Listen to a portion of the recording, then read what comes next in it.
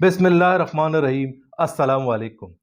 ایک یہودی نے اپنے بیٹے سے گھر کا سودا لانے کو کہا۔ لڑکا والد کی بات سنتے ہی سودا لینے نکل پڑا۔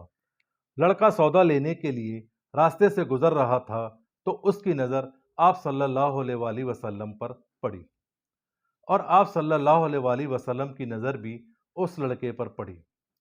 آپ کو دیکھتے دیکھتے لڑکا وہیں بیٹھ گیا اور شام ہو گئی۔ وہاں یہودی پریشانی میں کبھی یہاں تو کبھی وہاں غصے میں ٹہل رہا تھا کہ نہ جانے لڑکا کہاں رہ گیا ہے۔ شام ہوئی تو لڑکا گھر واپس آیا تو باپ نے غصے میں کہا، ارے بے وقوف، اتنی دیر کہاں لگا دی؟ تمہیں سودا لینے کے لیے بھیجا تھا، سودا کہاں ہے؟ لڑکے نے کہا، میں نے سودا تو لے لیا ہے۔ تو باپ نے کہا، لے لیا ہے تو سودا کہاں ہے؟ نظر تو نہیں آ رہا، تم تو خالی ہاتھ ہو۔ لڑکے نے پھر کہا، سودا تو میں خرید چکا ہوں۔ باپ نے کہا، لگتا ہے تم پاگل ہو گئے ہو۔ اگر تم نے سودا خریدا ہے تو تمہارے ہاتھ میں ہونا چاہیے تھا۔ تو لڑکے نے کہا، میں نے جو سودا لیا ہے وہ دیکھنے والی آنکھ کاش آپ کے پاس ہوتی تو میں آپ کو دکھاتا کہ میرا سودا کیسا ہے۔ میرے بابا، میں آپ کو کیا بتاؤں جو میں نے سودا خریدا ہے؟ باپ بیٹے کی بات سنتا رہا مگر سمجھ نہ آئی۔ بیٹا تو آپ صلی اللہ علیہ وآلہ وسلم کے عشق میں گرفتار ہو چکا تھا۔ پھر وہ لڑکا روز آپ صلی اللہ علیہ وآلہ وسلم کی خدمت میں بیٹھنے لگا۔ یہودی کو جب پتہ چلا تو بہت غصہ آیا، مگر اکلوتا لڑکا ہونے کی وجہ سے خاموش رہا۔ چلو بعد میں اسے سمجھا دوں گا۔ مگر وقت کا کیا پتہ کیا ہونے والا تھا۔ یوں کچھ دنوں بعد لڑکا بیمار ہو گیا اور بیماری میں کمزور ہونے لگا، بستر سے اٹھ بھی نہ سکتا تھا۔ والد بہت پریشان ہو گیا کہ کیا کروں، کیونکہ بیٹا قریب المرگ ہو گیا۔ پھر یہودی بھاگا بھاگا آپ صلی اللہ علیہ وآلہ وسلم کی خدمت میں حاضر ہوا اور ساری بات بتائی، اور ساتھ ہی کہا، کیا یہ ممکن ہے کہ آپ اپنے دشمن کے گھر بچے کو ایک نظر دیکھ لیں، کیونکہ وہ آپ کو بہت یاد کر رہا ہے۔ اس طرح اس کی آرزو بھی پوری ہو جائے گی اور بچہ آپ کا دیدار بھی کر لے گا۔ یہ سنتے ہی آپ صلی اللہ علیہ وآلہ وسلم نے فرمایا، علی چلو، عمر اٹھو، عثمان آؤ، باقی سب بھی چلیں، اپنے عاشق کا دیدار ہم بھی کریں گے۔ آپ صلی اللہ علیہ وآلہ وسلم نے یہودی کے گھر پہنچے تو لڑکے کی آنکھیں بند تھیں۔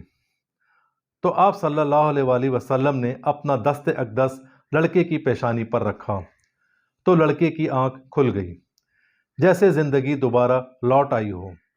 جب آنکھیں کھولیں تو نظر روح مصطفیٰ صلی اللہ علیہ وآلہ وسلم پر پڑی تو چہرے پر ہلکی سی مسکراہٹ آئی۔ تو آپ صلی اللہ علیہ وآلہ وسلم نے کہا، کلمہ پڑھ لو۔ تو لڑکے نے احتراماً اپنے باپ کی طرف دیکھا۔ باپ تو باپ ہوتا ہے، آہ بھرتے ہوئے کہا، ہاں محمد بن عبداللہ، جو کہتے ہیں کر لو۔ لڑکے نے کہا، میرے پاس کچھ بھی نہیں ہے۔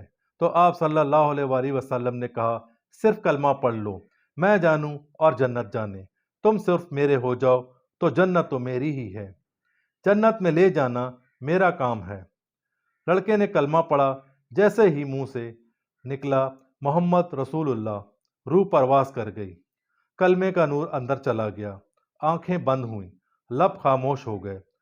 تو لڑکے کے باپ نے بولا، محمد، میں اور آپ مخالف ہیں، اس لیے یہ لڑکا اب اسلام کی مقدس امانت ہے۔ آپ صلی اللہ علیہ وآلہ وسلم نے فرمایا، عمر اٹھاؤ، صدیق اٹھاؤ، علی آگے بڑھو، سب اپنا اپنا کندھا دو۔ جب آپ صلی اللہ علیہ وآلہ وسلم یہودی کے گھر سے نکلے تو فرما رہے تھے کہ اللہ کا شکر ہے جس نے میرے صدقے اس بندے کو بخش دیا۔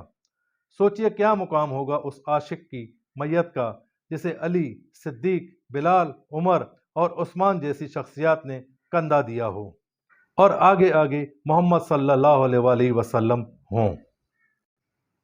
قبر تیار ہوئی، کفن پہنایا گیا تو حضور اقدس صلی اللہ علیہ وآلہ وسلم قبر کے اندر خود تشریف لے گئے۔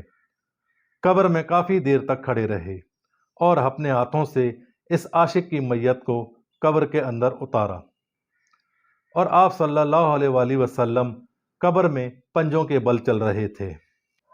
جب آپ صلی اللہ علیہ وآلہ وسلم قبر مبارک سے باہر آئے تو چہرے انور پر تھکن کے آثار محسوس ہو رہے تھے۔ میں نے پوچھا، یا رسول اللہ صلی اللہ علیہ وآلہ وسلم، آپ نے قبر مبارک میں مکمل پاؤں کیوں نہ رکھا؟